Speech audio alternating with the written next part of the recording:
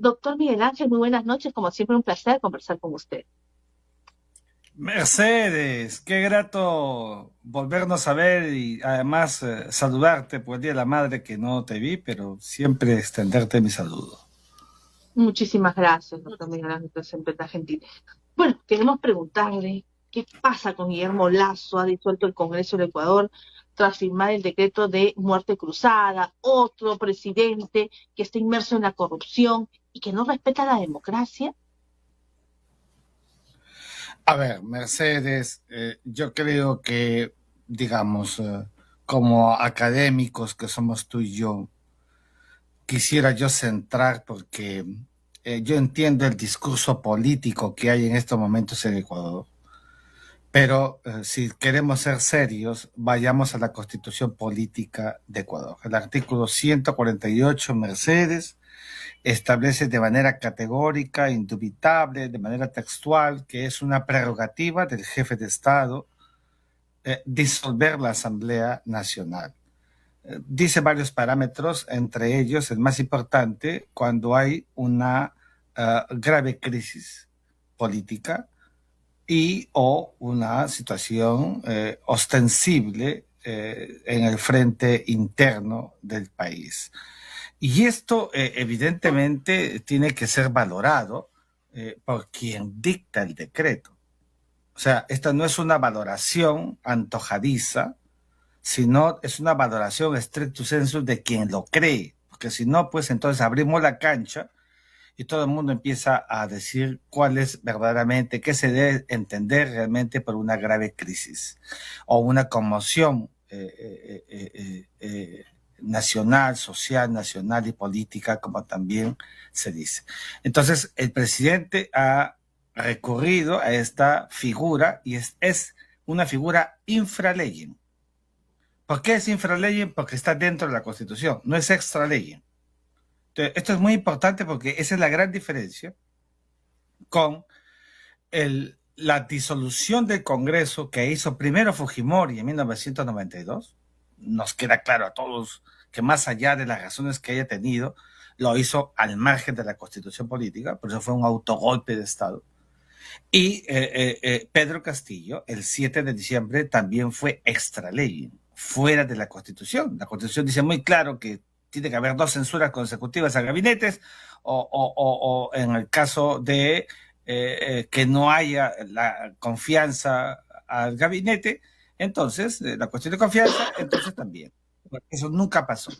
Entonces, en el caso de Ecuador se ha configurado así. El tema es que todos quieren interpretar qué cosa es una grave crisis política y así no es el partidor, porque ese no es el espíritu de la norma jurídica en Ecuador. Es verdad, como lo digo en mi columna de mañana en Expreso, es verdad que no vamos a echarnos tierra en los ojos de que Guillermo Lasso fue ayer a la Asamblea General. Y claro, la Asamblea Nacional, y entonces, claro, si él sumaba votos, pareciera que ya iba a ser hoy día destituido. Él se adelanta, pero ese adelantamiento en verdad es parte de las idas y vueltas políticas, no jurídicas. Y esas lides políticas, en verdad, son un acto marginal a la Constitución. Por eso es que la Constitución pone reglas. Si él lo hubiera hecho y no está previsto en la Constitución política, golpe de Estado, quebrantamiento de régimen. Entonces, tenemos que mirarlo así, Mercedes.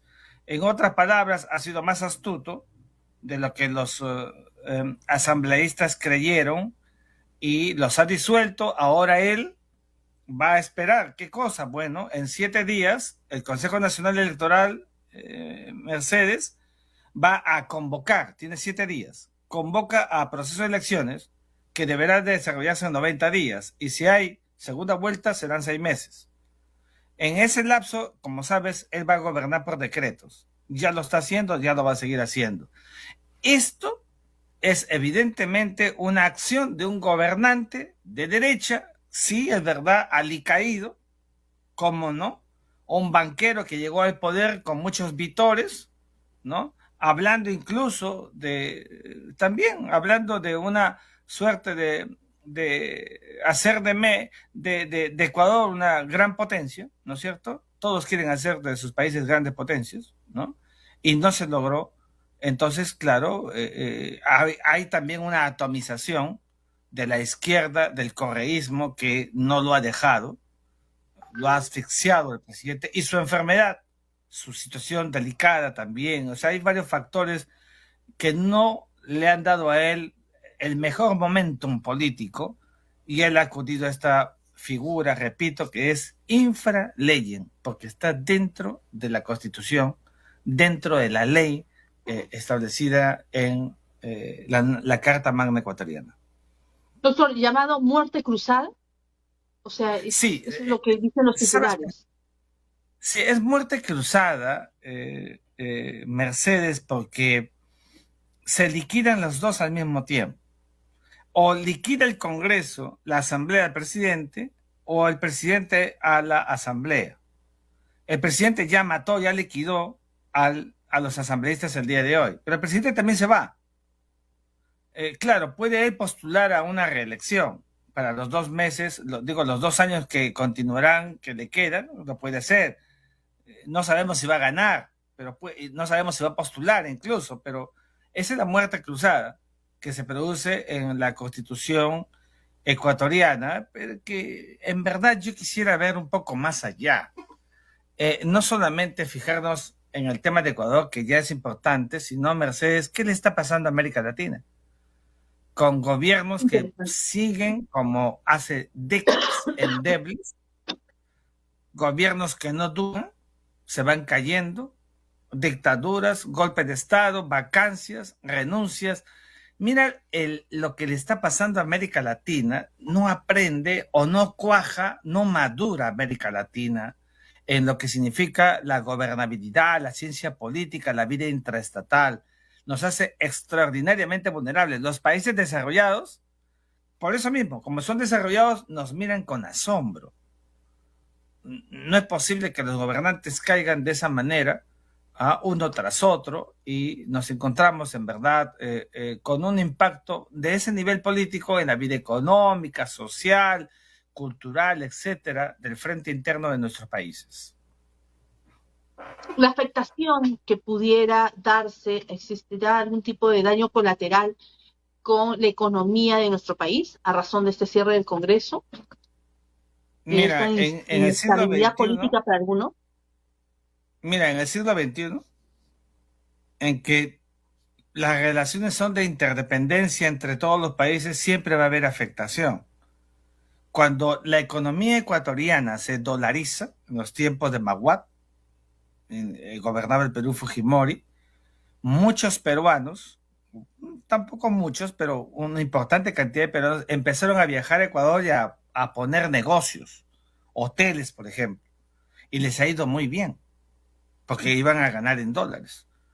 Entonces, tú me preguntas por el impacto. Sí hay un impacto, ¿no es cierto? Hay una movilización ecuatoriana hacia la zona norte del Perú, como no. Tenemos un intercambio importante con Ecuador, somos miembros de la Comunidad Andina, entonces hay impacto. De todas maneras, lo que le pasa a nuestros vecinos, Mercedes, no, nos va a importar y nos va a impactar. Lo que le pasa al Perú también a ellos. Doctor Miguel Ángel, entonces esto quiere decir que dentro de poco, o en algunos meses, nuevamente se dan elecciones presidenciales, congresales en Ecuador. Sí, va a haber elecciones legislativas, parlamentarias, es decir, y presidencial. Las dos, porque los dos en verdad mueren ahora en todo este proceso, porque hay un adelantamiento. Sabes que el gobierno en Ecuador son 4 años y el presidente lo ha hecho, ha disuelto la Asamblea Nacional dentro de los 3 años. O sea, hoy es 17, el día 24 de mayo, o sea, en 8 días, cumple 2 años en la jefatura del Estado. O sea, le quedaba uno más para poder haberlo hecho, ya lo hizo. Nadie creyó, ¿ah? Yo vi su presentación en la Asamblea Nacional ayer, y bueno, estaba tejiendo hipótesis, pero no advertí de que lo iba a hacer. Fíjate, así es, pues la saca bajo la manga una carta que está en la Constitución Política, y lo hizo. Yo al presidente Guillermo Lasso lo conozco, lo he tratado, hemos conversado en la transferencia de mando de Iván Duque a Gustavo Petro en Colombia, y también acá, cuando lo trajimos para que haga la transferencia, la presidencia pro tempore de la comunidad andina a Pedro Castillo, que en ese momento, te acordarás, no podía salir del Perú. A mí me pareció un presidente bastante cuerdo, astuto, y déjame decirlo, bastante sensible y con mucho sentido de la oportunidad en muchas cosas para la integración, y a su entonces canciller lo mismo. De manera que así está la cosa en Ecuador. Todavía no sabemos cuál va a ser la repercusión. Por lo menos las Fuerzas Armadas lo han ungido con el espaldarazo de hoy temprano, que eso es bastante, pero cuidado, los indígenas no lo están haciendo. La Confederación de Nacionalidades Indígenas es muy fuerte en Ecuador, Mercedes. También tenemos que mirar ese temperamento, qué va a pasar en las próximas horas o días. Si prospera la afirmación del Estado de Derecho con unas Fuerzas Armadas que le han dado el espaldarazo al presidente, o si acaso se voltea la torta y más bien el país entra en lo que nadie quiere, un caos profundo por la presencia de los indígenas que, cuidado, ya en otras oportunidades han tumbado presidentes. Sí. Dígame, ¿nos ganó Ecuador? Porque hemos tenido acá con elecciones desde la época de Pedro Castillo, ¿no? O sea, ni bien se elige a Pedro Castillo, nuevamente, se hablaba de la vacancia. Luego de ahí, con el tema del golpe que hubo de Pedro Castillo, asume Dina Boluarte y se sobreentiende que todo el mundo decía que iba a estar por un tiempo, pero ella se va a quedar aparentemente en todo el periodo. Y entonces siempre queda esa expectativa, o sea, en algún momento se seguirá esa suerte de poder no culminar el periodo de la señora Dina Boluarte y llevar a cabo las elecciones, sea cual fuera el camino. Mira, yo no lo sé, yo soy un hombre de una vocación académico-jurídica y muy institucional. Mi lectura siempre ha sido que la presidenta Dina Boluarte debe terminar su mandato en el 2026. Más bien lo que le está pasando a Perú en los últimos años, o sea, los 6 presidentes que hemos tenido en los 5 o 6 años, se parece mucho al Ecuador de fines de los 90 y de comienzos de los 2000, ¿no? Donde cambiaban presidentes a cada rato. O sea, nosotros estamos en verdad prefigurando lo que era antes Ecuador. Esto que está pasando ahora es atípico porque, mira, Correa gobernó 2 periodos, de ahí vino Lenín Moreno, y ahora el presidente Guillermo Lasso. O sea que ha habido una consecución de gobernantes en los últimos años. Pero mira, así eso pasa pues en países donde hay mucha vulnerabilidad, incluido el Perú, mucha vulnerabilidad. Nos falta cuajar en las instituciones políticas, en el Estado de Derecho, en la madurez para comprender la alternancia del poder, ver con la madurez por delante versus la intransigencia por querer sacar al gobernante a cualquier precio. Le pasa mucho a América Latina. Es una enorme debilidad, déjame decírtelo. Si son estos temas, lo que uno siempre busca, pues, es la estabilidad en un país, doctor Miguel Ángel, por supuesto, la institucionalidad. Yo le preguntaba el tema de la señora Boluarte por esta corriente o esta facción que siempre, pues, no quiere que termine su gobierno, en fin, cual fuera la circunstancia. Doctor Miguel Ángel Rodríguez Mackey, vemos también el caso de la señora Lian Carr, que ya la Fiscalía ha solicitado su tema de la extradición y posible prisión preventiva. ¿Usted ¿cree usted, con todo el conocimiento que tiene como internacionalista, la señora Lian Carr se encuentra en Israel? ¿Piensa que se pudiera dar esta extradición? O sea, ¿realmente va a llegar a buen puerto la extradición? Yo lo veo realmente remoto, ya que está de moda hablar de las cosas remotas en el país. Yo lo veo muy difícil. Primero porque no hay tratado de extradición, Mercedes, entre Y hay que hablar Israel y el claro. Perú. Usted siempre, me Hay que encanta porque hablar usted claro. siempre habla las cosas claras, para no Bueno, engañar a y nadie. además Porque si no es un porque engaño, muchacho. Y pérdida de tiempo y pérdida de dinero, doctor. exactamente, o sea, seamos más claros, ¿no? La señora ya viajó, está en Israel y no hay tratado de extradición y algunos dicen, nos queda la reciprocidad. Bueno, sí, pero no olvidemos que la extradición es como el asilo, como el refugio, instituciones jurídicas que terminan siendo muy políticas. Y eso lo hace más complejo todavía. De manera que la señora está a buen recaudo, tenemos que decirlo. Y la justicia no le puso el punche que sí al tema de Alejandro Toledo cuando estuvo en Estados Unidos. Ya había una cuerda con cuadernillos de extradición para el caso de la señora Diane Carr. No sabemos qué ha pasado.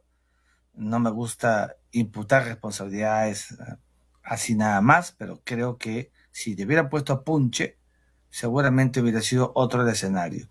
Ella ha salido de Estados Unidos absolutamente con la normalidad y la legalidad que le corresponde. No hubo ningún impedimento de salida y por tanto ya se encuentra en Israel, Por que eso es que le devuelven el pasaporte.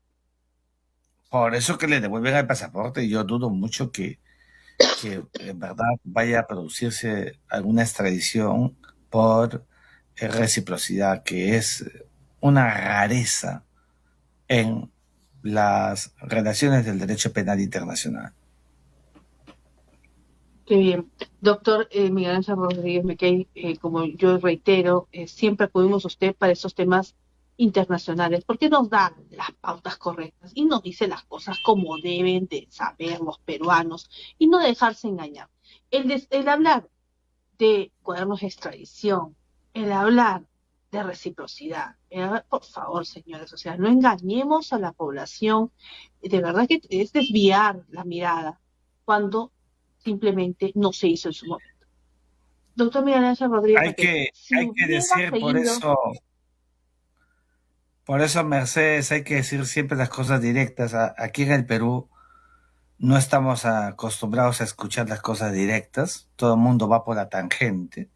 Y los que decimos las y cosas cuando las directas a dicen, veces, se mortifican. claro, se mortifican y entonces y hasta pierdes amigos, Sí, que en eres verdad nunca lo derecha, fue. eres izquierda, ¿por qué piensas de esta manera? No, qué drástico. No, es que aquí las cosas son claras, o sea, la gente no la puedes engañar, por eso es que la población no cree en la política. Tú le tienes que decir, aquí había una desidia por parte de las autoridades peruanas. No realizaron la extradición conforme lo hicieron con el señor Toledo. Tardó todo, nadie pensaba, pero si lo hubiesen hecho, doctor Miguel Ángel, si hubiesen realizado estos cuadernos de extradición, el procedimiento a la par, Toledo, con Elian Carr estaría acá en Perú con Toledo. Mira, yo creo que conociendo la justicia estadounidense, lo ha demostrado en el caso de el expresidente Alejandro Toledo, que ahora va a ser juzgado, nada nos podría hacer pensar algo distinto en el caso de Liam Carr, que tampoco hay que imputarle responsabilidad, que lo haga la justicia.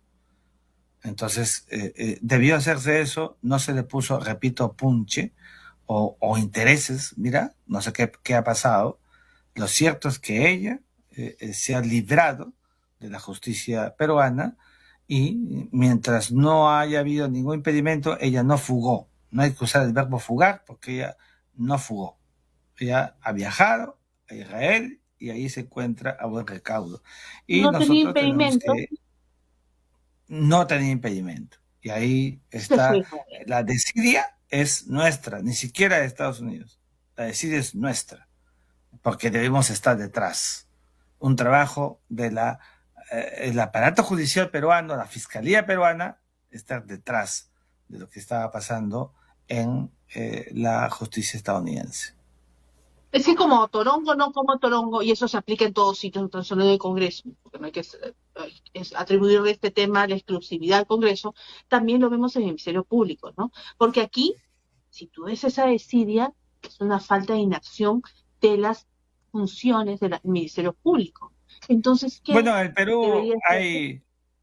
en el Perú hay mucha desidia, hay mucha informalidad, hay mucho querer ser protagonistas de contextos, de circunstancias, de coyunturas, sin pensar en perspectivas. Acá no tenemos cultura de política de Estado en el Perú. Nuestros políticos no están preparados para la política de Estado, sino para la política de la inmediatez, de los 5 añitos, de lo inmediato. Y van viviendo eso, pero no piensan en el Perú de nuestros niños que hoy están naciendo, de los infantes. No piensan en eso. Por eso que somos un país con una clase política históricamente mediocre. Me vas a escuchar siempre que lo diga. Y mis amigos políticos, que tengo enorme aprecio, saben, porque les he explicado por Marco, qué es mediocre, que nos ha atravesado así tantos años. Si no, después de 200 años, debimos ser como los países asiáticos, que fueron pobres y ahí se produjo el milagro asiático. ¿Por qué no se ha producido el milagro sudamericano, el milagro andino, el milagro latinoamericano? Porque vivimos siempre de la informalidad y así no se sale adelante. que es nuestra ancla, pues. O sea, no nos permite salir Así porque es. tenemos la informalidad, la corrupción, la mentira. De esa forma no se progresa. Doctor Miguel Ángel Rodríguez Mackay, muchísimas gracias por atendernos esta noche con este interesante análisis internacional. Gracias, Mercedes. Buenas noches, muy amable. Gracias, señor doctor Miguel Ángel Rodríguez Mackay, abogado internacionalista.